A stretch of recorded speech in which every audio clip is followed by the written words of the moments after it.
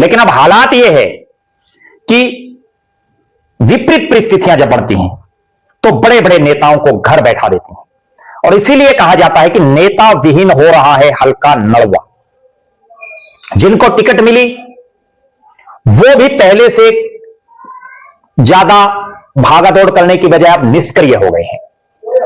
खुद इस पूरे इलाके में रणधीर पनिहार ने अभी अभी एक रैली की है मुख्यमंत्री की।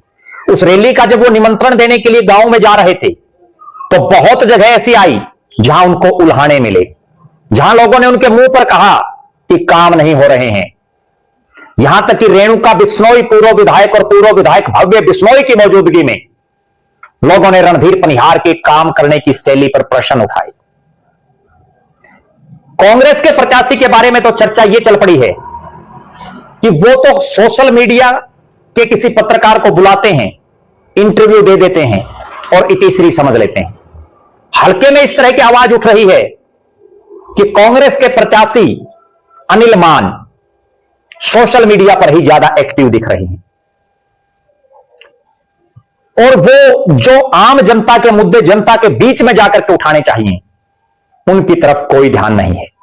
और चर्चाएं तो यहां तक भी हैं कि कांग्रेस की जो आपसी गुटबाजी है वो नड़वा विधानसभा क्षेत्र में अनिल मान को टिकट देने के बाद और ज्यादा बढ़ गई।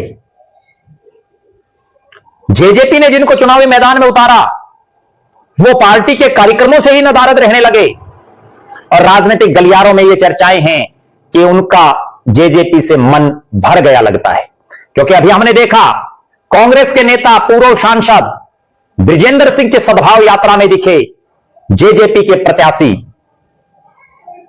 बड़े बड़े सवाल खड़े हो रहे हैं कि 2 बार लगातार जेजेपी की टिकट पर चुनाव लड़ने वाले वीरेंद्र चौधरी पूरी तरह से निष्क्रिय हो गए हैं। लगता यह है कि उनको जच चुकी है कि अब बात नहीं बनने वाली। जहां तक बात है इंडियन नेशनल लोकदल और बीएसपी के साझे प्रत्याशी की, वो भी इलाके से बिल्कुल कन्नी काट चुके हैं। इन चारों पार्टियों की जो जो टिकटें मांग रहे थे वो भी अब घरों में दुबक करके बैठ गए हैं। कोई बुजुर्ग हो गया है, किसी की उम्र हो गई है, किसी का हौसला टूट गया है, और किसी को यह लगने लगा है कि पार नहीं पड़ेगी।